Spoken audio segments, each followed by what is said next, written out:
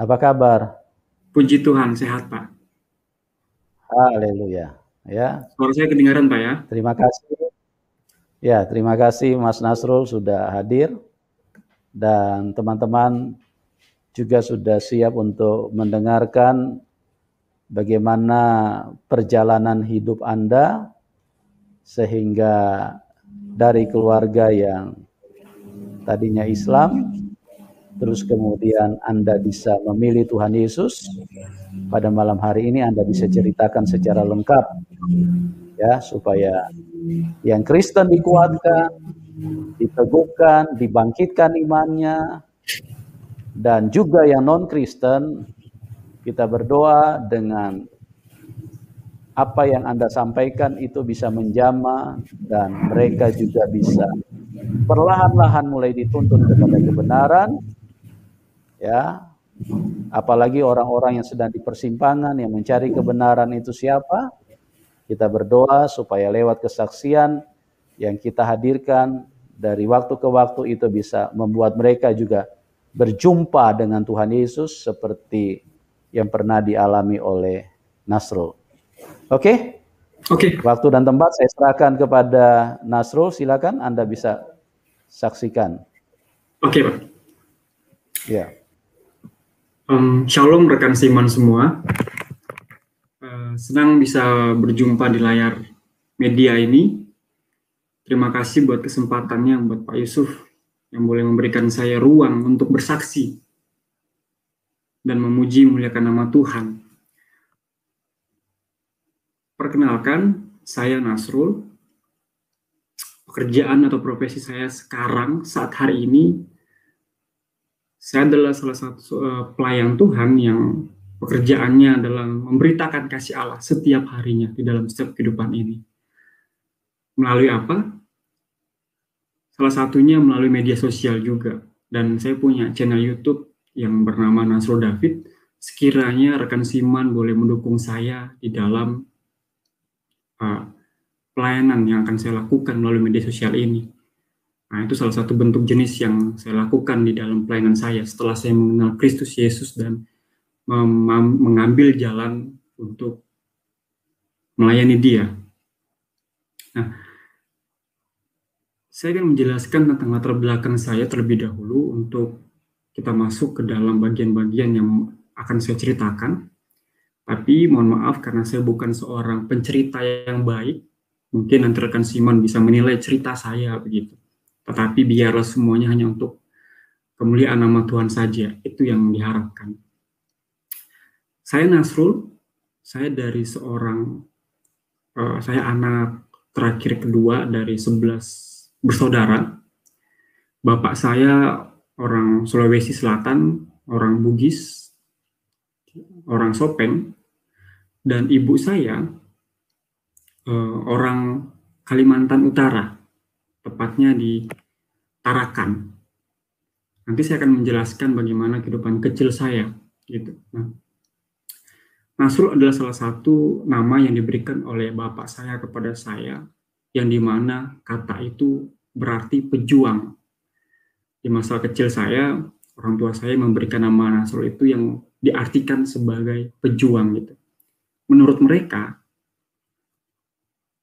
ingin saya untuk menjadi pejuang di dalam iman yang lampau, gitu. Tapi ya Tuhan menarik saya dan pada akhirnya menjadi seorang pejuang iman di dalam Yesus Kristus gitu. Itu yang saya pahami tentang nama saya Nasrul itu. Nah, kita masuk ke dalam cerita. Pada tahun 2006 ke atas, ketika waktu itu usia saya masih 10 tahun, dan sekarang usia saya masih 23, masih sangat muda sekali, tetapi saya harus meninggalkan masa muda saya untuk melayani Tuhan. Nah, di usia saya masih remaja waktu itu, saya harus menghadapi peristiwa yang ada di dalam keluarga kami, yaitu perceraian. Ibu dan bapak saya bercerai di usia saya yang masuk ke 10 atau 11 tahun begitu. Nah, dari kecil, kami semua beragama Muslim hingga saat hari ini. 11 saudara itu yang kandung, 10 itu semuanya Muslim gitu. Jadi dari kecil kami dididik dengan nuansa Muslim yang cukup baik, karena saudara bapak saya itu ada yang guru agama, ada yang haji, ada yang menjadi aktivis di agama sebelum ini. Jadi cukup baiklah untuk pendidikan dasar dalam Islam. Jadi saya juga belajar Al-Quran di masa kecil saya, puasa, mengaji, saya paham akan hal itu di usia saya masih kecil gitu. Dan pada tahun 2006 itu ketika orang tua saya bercerai, mama bapak saya bercerai, disitulah titik balik kehidupan kami semua mulai berubah gitu. Dari 11 saudara ini 11 saudara ini yang kandung 10, ketika bapak dan ibu memutuskan untuk berpisah, hanya saya sendiri yang mau mengikuti ibu saya. Yang artinya mengikuti iman ibu saya. Karena setelah ibu sama bapak berpisah, bercerai, ibu memutuskan untuk pulang kampung. Jadi, yang saya ceritakan di awal, saya lahir di kota Tarakan. Ibu saya itu berasal dari Kabupaten Malinau, tetangga. Nah, kami kecil, beranjak remaja, saudara saya beranjak dewasa itu di kota Tarakan. Setelah perceraian itu terjadi di dalam keluarga kami, ibu memutuskan untuk pergi ke kampung halamannya dia, untuk beladang, bersawah begitu. Nah, jadi ibu pergi ke sana, saya masih ikut bapak, ibu sudah memutuskan untuk pindah agama. Entah saya tidak paham apa alasan ibu untuk masuk agama, tetapi untuk masuk ke agama Kristen gitu. Tapi yang saya tahu adalah ibu pergi ke gereja, karena saya tidak tahu apa itu gereja pada dulu. Nah, singkat cerita, saudara saya yang lain, yang kandung, sampai sekarang masih Muslim. Tetapi saya memutuskan untuk ikut ibu saya, ikut mama saya, ke kampung halamannya. Nah, yang dimana latar belakang keluarga ibu saya itu di kampung halaman, banyak lingkungan sekitar itu orang Kristen, karena saya darah Dayak juga gitu. Sehingga mau tidak mau saya harus belajar tentang agama Kristen. Nah, tetapi saya tidak mengenal apa itu agama Kristen ketika saya berada di keluarga ibu saya. Saya ikut-ikut saja, ikut-ikut menghargai begitu. Saya tidak mengenal jauh lebih banyak. Dan saya menyelesaikan pendidikan dasar saya di kampung ibu saya gitu.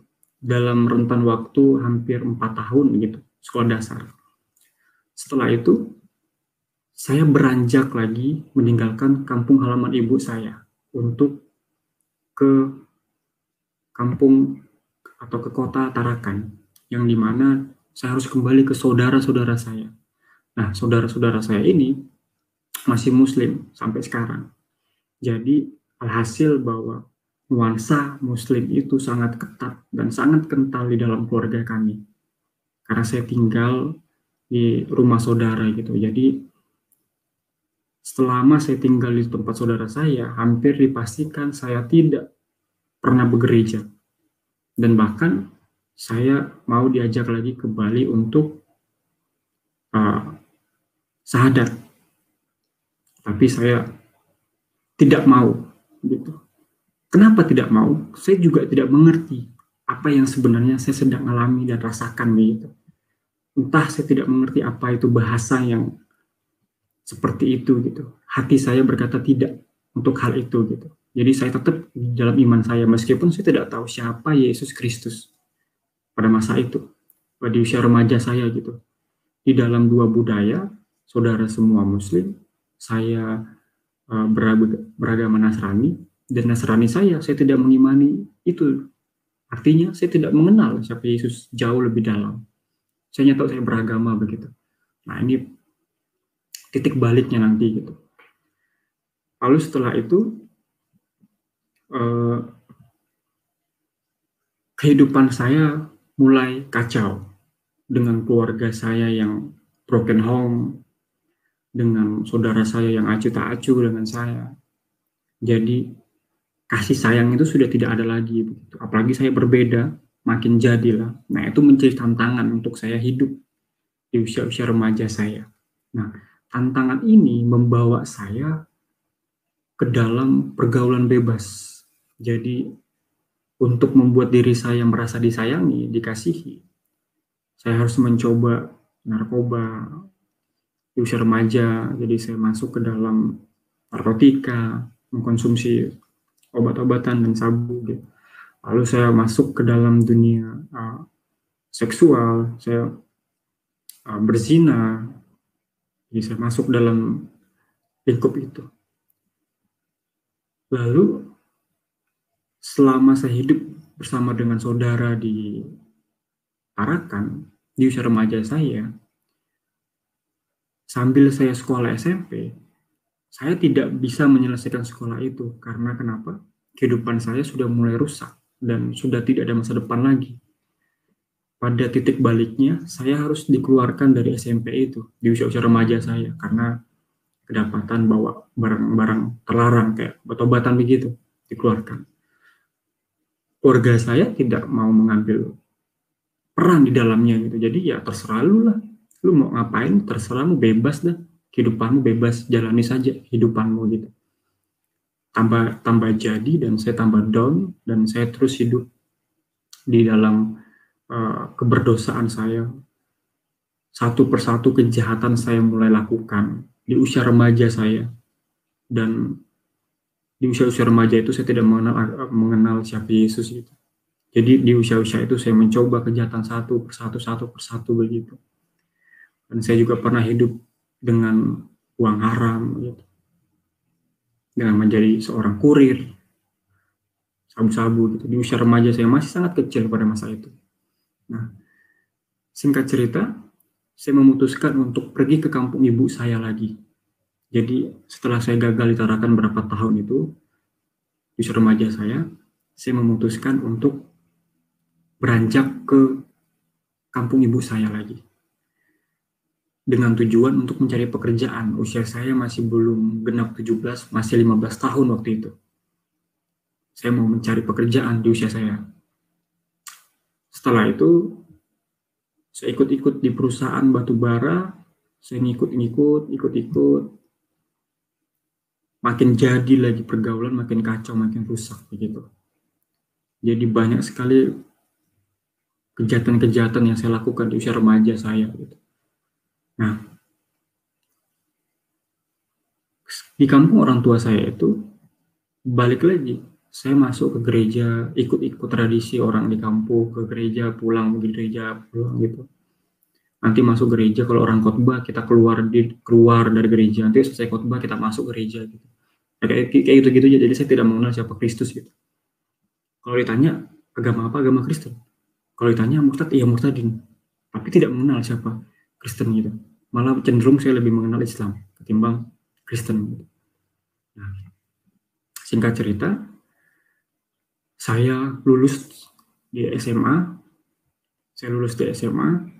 Saya beranjak ke salah satu kota pendidikan yang ada di Indonesia, yaitu Yogyakarta.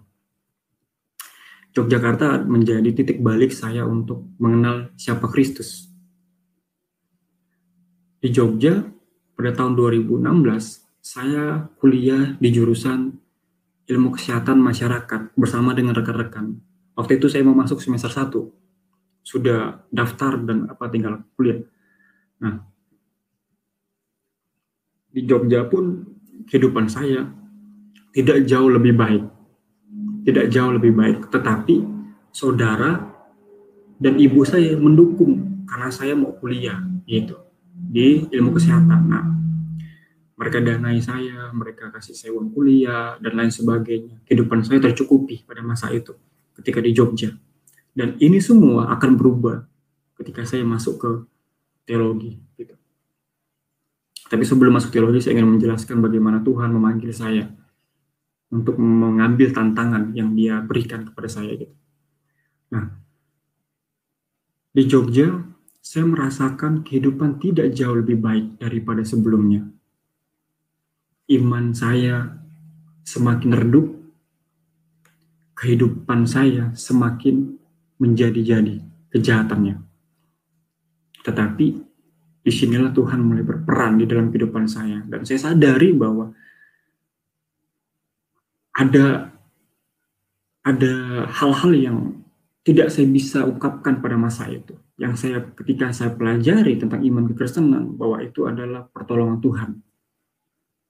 Nah, jadi ketika saya di Jogja, saya mulai kacau kehidupan, makin parah, makin parah. Di satu titik, saya mengalami depresi yang sangat berat bagi saya. Satu titik, saya mengalami depresi yang paling berat.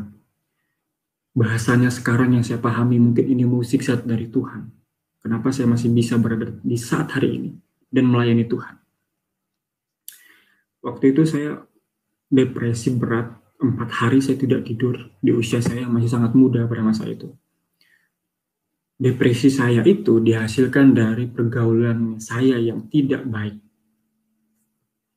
Saya jatuh ke dalam lagi-lagi narkotika dan percabulan dan lain sebagainya. Saya jatuh ke dalam hal itu, makin parah di Yogyakarta. Saya tidak terkontrol. Uang yang diberikan oleh keluarga untuk saya kuliah, saya gunakan untuk ketenangan, kedamaian. Semuanya ini saya lakukan karena dilatar belakangi keluarga saya yang broken home. Itu semua mempengaruhi. Dan keluarga saya yang berbeda agamanya, itu mempengaruhi semuanya. Makanya saya menjalani kehidupan yang tidak baik di usia-usia remaja saya. Nah, di dalam depresi saya selama 4 hari itu, saya pikir saya tidak akan bisa hidup lagi hingga saat hari ini. Karena 4 hari depresi mungkin kemungkinan saya hidup, tetapi dengan pola pikir yang sudah tidak baik. Bisa dikatakan cacat lah. Atau tidak normal lagi, depresi. Intinya depresi. Saya 4 hari tidak tidur, minum rokok kerjaannya. Gitu. Jadi tidak bisa tidur selama 4 hari. Nah, di dalam depresi saya ini, saya mencari ketenangan, mencari kedamaian dengan kejahatan yang saya coba lakukan. Tetapi saya tidak menemukan ketenangan di hal-hal yang saya coba gitu. Saya masuk bar, hiburan malam dan lain sebagainya, mencoba narkotika lagi apa semua. Tidak pernah ada kedamaian yang saya dapatkan. Saya hanya mencari satu hal, kedamaian dan kedamaian. Itu saja, tidak ada yang lain. Nah, pada masa itu teman saya mengingatkan saya, bro, kamu kan beragama Kristen, kenapa tidak ke gereja? Gereja itu adalah tempat yang paling damai. Gereja itu adalah tempat yang paling damai. Saya katakan ke teman saya, bawa saya ke sana. Saya ingin masuk ke tempat itu yang kamu katakan yang paling damai itu. Meskipun saya beragama Kristen, saya tidak mengenal tempat itu. Saya bilang. Pada saat itu saya berkata, di hari Kamis. Teman saya mengatakan, kamu gila aja, ini hari Kamis, gereja tidak buka di hari Kamis. Tetapi teman saya yang aktivis gereja memberitahukan, kalau kamu mau ke gereja malam ini, saya akan bawa kamu. Karena di gereja, malam hari ini ada sesi doa bersama. Saya mengiyakan itu, saya pergi ke gereja. Dan singkat cerita, ketika saya sampai di gereja, benar waktu itu posisinya kami adalah sedang masuk ke dalam sesi doa. Jadi kita berdoa bersama gitu. Nanti saling mendoakan satu dengan yang lain gitu. Tetapi bergandengan gitu, bersama-sama gitu. Nanti saya mendoakan dia mendoakan saya gitu. Di bangku berhadapan. Nah, saya tidak tahu apa itu berdoa. Menyebut Yesus Kristus itu saya tidak mengerti. Kadang-kadang saya pikir Yesus berbeda dengan Tuhan, dengan Bapa. Itu konsep saya, yang saya tidak mengerti. Saya diajak berdoa, saya hanya pada masa itu saya tidak tahu berdoa. Jadi saya hanya bilang saya ingin tenang, saya ingin damai. Dan pertama kali saya menangis di gereja ya pada masa itu. Saya tidak tahu apa yang terjadi, saya menangis sejadi-jadinya. Saya menangis sejadi-jadinya, sehebat-hebatnya. Ketika selesai doa, saya melihat di hadapan saya itu seorang gembala. Di salah satu gereja di Yogyakarta, itu seorang gembala. Dan dia bilang begini, kenapa kamu menangis? Sementara yang lainnya tidak menangis. Dan usia kamu masih sangat terlalu muda. Kamu kenapa? Entah kenapa, beliau meminta saya untuk bercerita. Dan saya dibawa ke ruangannya dia, karena dia merasa bahwa dia tertarik dengan apa yang saya terima gitu, respon saya gitu. Saya menangis sejadi-jadinya di gereja gitu. Sampai di ruangan beliau, si Pak Gembala ini, saya disuruhnya untuk bercerita. Kamu kenapa menangis? Ada apa yang kamu sedang rasakan? Nah, saya mulai mencoba untuk bercerita. Dari cerita yang saya sampaikan, sebenarnya saya ingin menceritakan bahwa saya sedang depresi. Saya sedang kacau, pergaulan saya sedang kacau.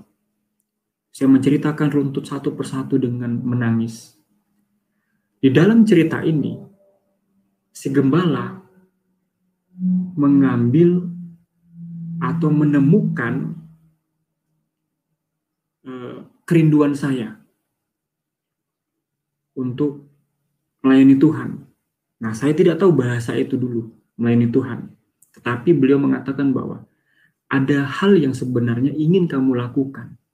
Kenapa kamu sampai seperti ini? Tidak ada kedamaian. Tetapi itu masih tertutup dan kamu tidak tahu apa itu. Nah, kira-kira bahasa beliau seperti itu. Dan beliau menantang saya, katanya, kamu tinggalkan Yogyakarta, kamu hidup jauh lebih baik di salah satu kota. Dan kamu harus belajar agama. Sontak, saya mengira gembala ini sudah gila. Kenapa gila? Tidak mungkin saya akan meninggalkan Yogyakarta, di mana Yogyakarta adalah tempat saya kuliah. Dan untuk meninggalkan Jogja itu tidak mudah, karena saya sudah habis puluhan juta untuk kuliah. Tapi seketika gembala itu mengatakan kamu harus meninggalkan Yogyakarta untuk hidup yang lebih baik. Nah, saya pulang dari hari Kamis itu, saya langsung malamnya saya pulang. Saya katakan, saya belum bisa menjawab, saya bilang. Di dalam pikiran saya, ini orang sudah gila. Mana mungkin saya akan keluar dari tempat ini. Tapi beliau mengatakan sebuah kalimat, jikalau kamu ingin melangkah, melangkahlah, jangan pernah takut. Kalimatnya, Tuhan akan menyertai kamu. Dia bilang begitu. Saya tidak tahu apa itu penyertaan Tuhan. Saya hidup filosofis, kerja, dan lain sebagainya gitu. Nah, saya pulang dari gereja itu, saya bilang dalam mulut, saya tidak akan mungkin meninggalkan Jogja. Tetapi hati saya mulai diganggu dengan kalimat si gembala yang mengatakan kamu harus meninggalkan Jogja. Hati saya mulai diganggu, pikiran saya mulai diganggu, ketenangan saya mulai diganggunya. Saya mulai menerima kedamaian, tetapi hati saya, pikiran saya mulai diganggu dengan kalimat si gembala ini. Saya tidak kenal Pak Gembala ini sebelumnya. Jadi saya mulai diganggu dengan kalimat itu. Apakah saya langsung menerima tantangannya? Tidak. Saya kembali lagi minum-minum, mabuk-mabuk, merokok, dan sebagainya. Jadi saya tidak langsung mengambil keputusannya. Di dalam saya melakukan kejahatan itu, saya kembali terus diusik hati saya gitu. Kembali terus diusik. Saya tidak tahu apa itu. Jadi saya tidak mengerti kenapa saya harus diusik seperti itu. Saya pikir ini konyol gitu. apa sebenarnya yang terjadi dalam hati saya. Dan pada akhirnya saya mengerti itu di salah satu kampus teologi, dan bahasanya adalah saya sedang diberikan hikmat oleh Tuhan untuk mengerti apa maksud si gembala itu. Kira-kira begitu.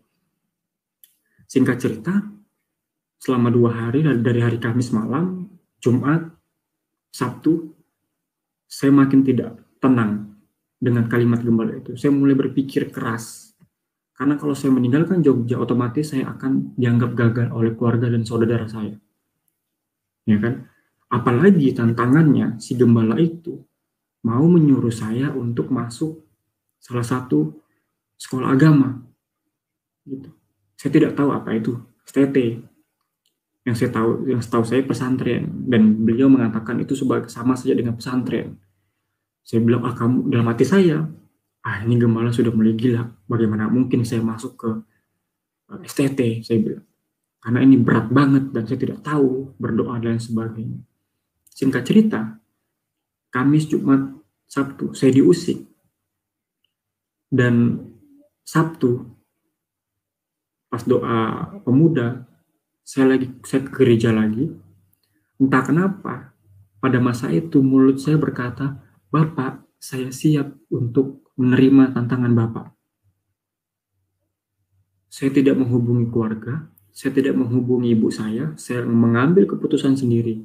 Yang saya pikir keputusan itu adalah keputusan yang paling gila yang pernah saya hadapi. Tetapi saya sadar itu tantangan yang harus saya hadapi di usia remaja saya. Mengikut Tuhan di usia remaja. Jadi hari Kamis itu saya mengatakan saya mau menerima tantangan Bapak, saya akan ke sana. Lalu minggunya saya didoakan dan saya berangkat untuk ke Yogyakarta. Nah, tantangan terjadi di sini. Tantangan bagi saya itu terjadi di sini. Tantangannya seperti apa? Bagaimana mungkin saya mau berangkat ke kota lain tidak membawa uang sepersen pun, artinya membawa uang yang cukup untuk saya berangkat ke satu tempat gitu. Bagaimana mungkin penghidupan saya bisa terus berjalan kalau saya tidak memikirkan hal itu? Nah, ini menjadi tantangan bagi saya. Yang pertama, saya akan ditolak oleh keluarga saya karena mereka orang Muslim.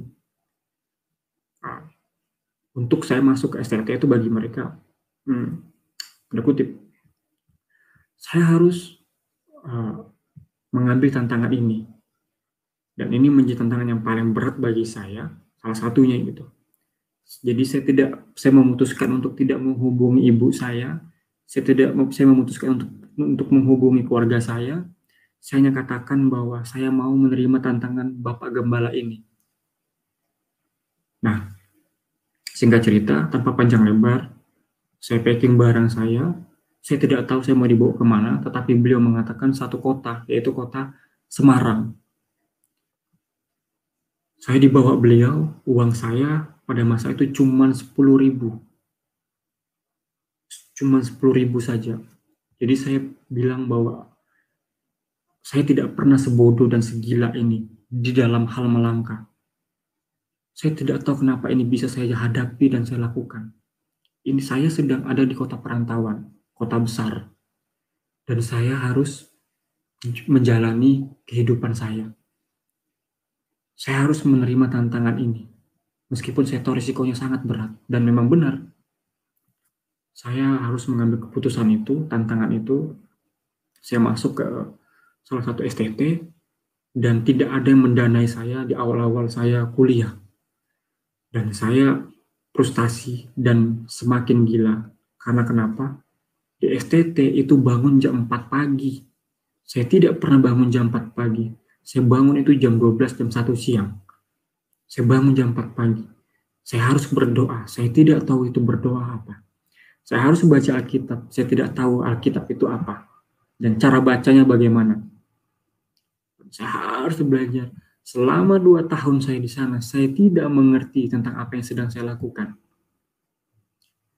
Tetapi selama 2 tahun itu, saya terus belajar. Dan pada akhirnya saya mengerti bahwa semua yang Tuhan mau dalam kehidupan saya itu sudah satu persatu Tuhan jawab gitu. Dan saya mulai mengerti hikmat yang Tuhan berikan bagi saya. Singkat cerita, itu panggilan pelayanan saya. Lalu sebelum selama saya seminggu di STT itu, saya mencoba untuk memberanikan diri untuk menghubungi saudara-saudara saya, ibu saya, dan memang benar jawaban mereka kecewa dengan apa yang sedang saya jalani, karena sudah berapa puluh juta uang orang tua saudara saya habis gitu. Nah, yang dulunya saya didanai mati-matian sama saudara dan ibu saya, ketika saya teologi 0% putus. Ibu saya masih mendanai saya, tetapi saya bilang sama ibu saya, kamu seorang janda, kamu harus menghidupi dirimu. Saya memutuskan untuk mencari dana dari manapun itu gitu. Jadi hampir 2 semester baru saya menemukan orang yang mau mendanai saya begitu.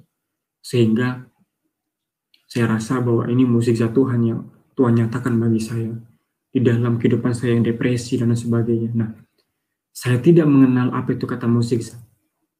Tetapi ketika saya masuk ke sekolah tinggi teologi, saya mengerti bahwa rentetan panggilan Tuhan di dalam kehidupan saya, bagaimana saya mulai dipulihkan, bagaimana saya dipertemukan dengan si gembala, bagaimana saya harus mengambil langkah, dan bagaimana saya harus hidup tanpa uang 1.000 pun di jalanan untuk melangkah ke Semarang.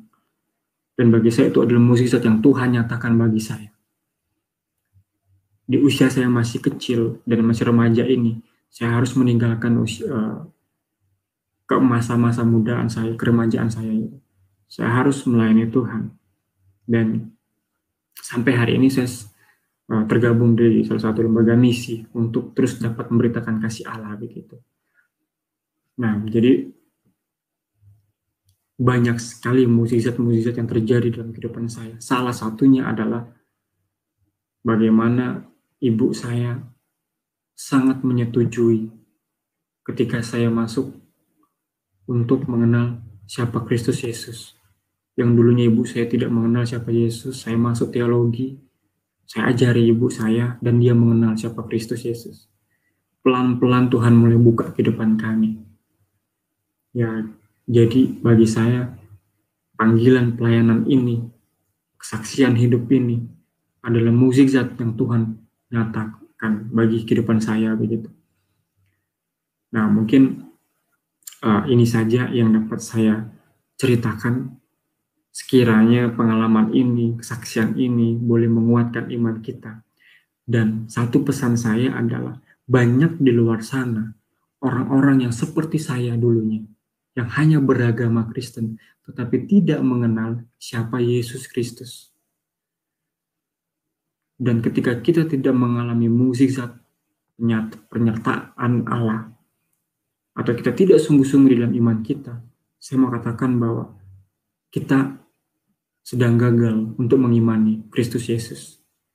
Nah, ini pesan yang dapat saya bagikan. Sekiranya apa yang saya ceritakan ini berkenan di hadapan saudara seiman sekalian, dan biarlah ini dapat menguatkan saya dan menguatkan saudara seiman semua. Ada banyak hal yang tidak bisa saya ceritakan karena terbatas ruang dan waktu, dan sebagiannya lagi privasi begitu. Mungkin nanti akan saya ceritakan di channel YouTube saya. Kiranya Tuhan boleh memberkati kita semua, dan dukungan teman-teman akan senantiasa menguatkan saya. Mungkin ini saja yang dapat saya bagikan. Saya kembalikan lagi ke Pak Yusuf Manubulu.